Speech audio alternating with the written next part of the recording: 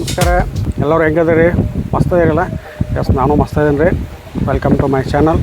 ಇವತ್ತೊಂದು log start ಮಾಡೋದೈತಿ.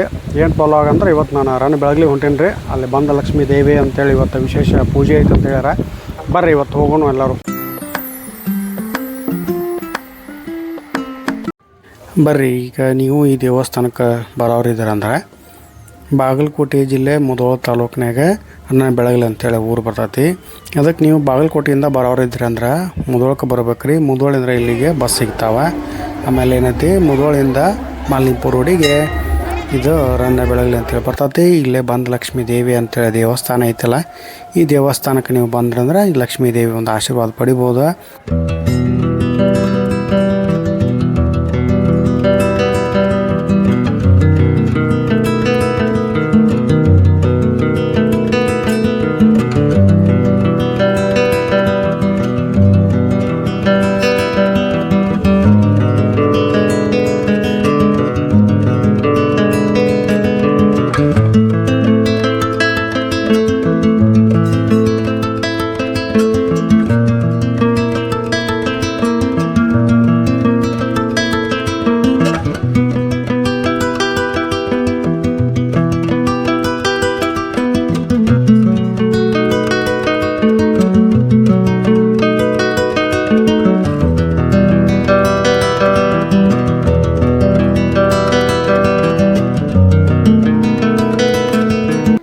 Lakshmi Devi ಬಗ್ಗೆ ಇಲ್ಲಿ ಸ್ಥಳೀಕರು ನಾವು ಕೇಳಿದೀವಿ ರೀ. ಆವಾಗ ಲಕ್ಷ್ಮೀ ದೇವಿ ಒಂದು ಮಹಿಮೆ ನಮ್ಗೆ ಹೇಳಿದ್ರು ಅವರು. ಏನಪ್ಪ ಅಂತಂದ್ರೆ, ರನ್ನ ಬೆಳಗಲಿಗೆ ಈ ದೇವಿ ಬರಬೇಕಾದ್ರೆ ಮಲೆನಾಡಿನ ಊರಿನಿಂದ ಹೊಸಪೇಟೆ ಮಾರ್ಗದ ಮೂಲಕ ಮರಳು ಗಾಡಿಯ ಮೂಲಕವಾಗಿ ಈ ಊರಿಗೆ ಬರ್ತಾಳಂದ್ರಿ. ಈ ಊರಿಗೆ ಬರೋಕ್ಕಿಂತ ಮುಂಚಿತವಾಗಿ ಈ ಗ್ರಾಮಕ್ಕೆ ಗೀಜಗನಹಳ್ಳಿ ಅಂತ ಕರಿತಿದ್ರಂತೆ. ಆಮೇಲೆ ಈ ಬಂದ ಲಕ್ಷ್ಮೀ ದೇವಿಯು ಈ ಊರಿಗೆ ಬಂದ ನಂತರ ಮಳೆ ಬೆಳೆ ಸಮೃದ್ಧವಾಗಿ ಆಗಕ್ಕಂತ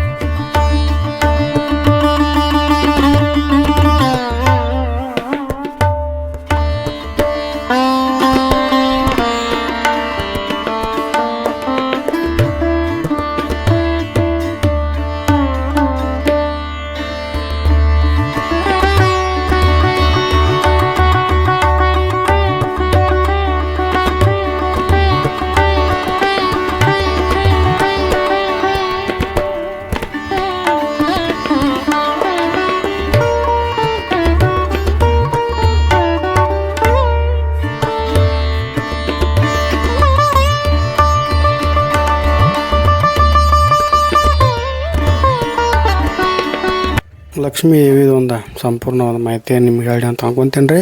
ಆಮೇಲೆ ನಾವು ಇಲ್ಲಿ ಮುಗಿದ ಮೇಲೆ ನೆಕ್ಸ್ಟ್ ಒಬ್ರು ಏನಂದ್ರೆ, ಇಲ್ಲಿ ಅಮೃತೇಶ್ವರ ದೇವಸ್ಥಾನ ಅಂತ ಐತ್ರಿ, ಅಲ್ಲಿ ಹೋಗ್ರಿ ಅಂತ ಹೇಳಿರೋರು. ಬರ್ರಿ ಈಗ ಅಮೃತೇಶ್ವರ ದೇವಸ್ಥಾನಕ್ಕೂ ಹೋಗೋಣ, ಅಲ್ಲಿ ಏನೈತಿ ವಿಶೇಷ ನೋಡೋಣ ಬರ್ರಿ.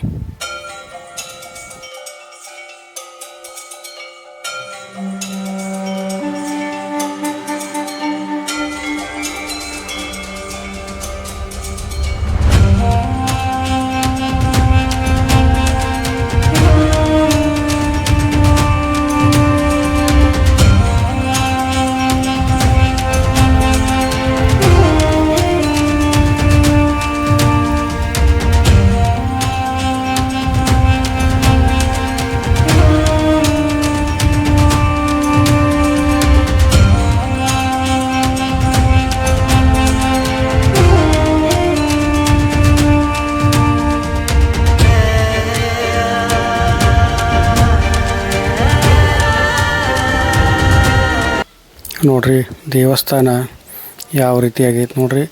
ಇದು ಒಂದು 1000 ವರ್ಷದ ಪುರಾತನ ಇತಿಹಾಸ ಐತಂತ ಹೇಳ್ತಾರೆ. ಬರ್ರಿ ಒಳಗೆ ಹೋಗೋಣ. ಈಗ ಇದು ಕಾಣಿಸ್ತಲ್ರಿ, ಇದು ಅಮೃತೇಶ್ವರ ದೇವರದ ಒಂದು ದೇವಸ್ಥಾನದ ಮುಂಭಾಗರಿದೆ ನೋಡ್ರಿ. ಇಲ್ಲಿ ಕಾಣ್ತಕ್ಕಂಥ ಶಿಲ್ಪಕಲೆ, ವಾಸ್ತುಶಿಲ್ಪ ಎಲ್ಲ ಕಲ್ಯಾಣ ಚಾಲುಕ್ಯರದಂತೇಳಿ ಹೇಳ್ತಾರೆ. ಆಮೇಲೆ ಪ್ರತಿಯೊಂದು ಕಂಬಗಳನ್ನ, ಆಮೇಲೆ ಮುಖಮಂಟಪಗಳನ್ನು, ಪ್ರತಿಯೊಂದು ನೋಡ್ರಿ ನೀವು ಎಲ್ಲನೂ ಭಾಳ ನೀಟಾಗಿ ಕೆತ್ತಿದಾರಲ್ಲ. ಇವೆಲ್ಲ ಭಾಳ ಚಂದ ಕಾಣ್ತಾವ್ರಿ. ಈಗ ಬರ್ರಿ ಶ್ರೀ ಅಮೃತೇಶ್ವರ ದೇವರದೊಂದು ಆಶೀರ್ವಾದ ಪಡೆಯೋಣ.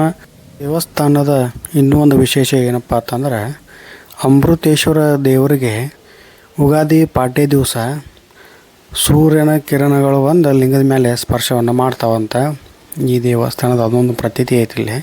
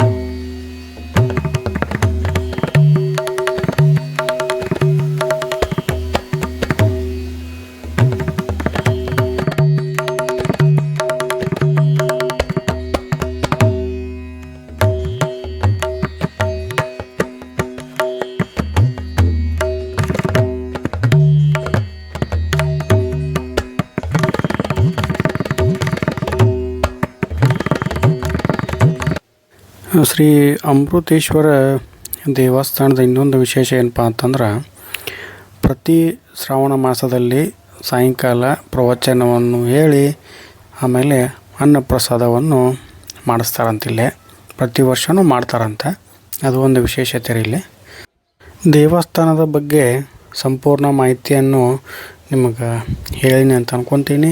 ಆಮೇಲೆ ಆ ಮಾಹಿತಿನೂ ನಿಮ್ಗೆ ಇಷ್ಟ ಆಗೈತೆ ಅಂತೂ ಅಂದ್ಕೊತೀನಿ.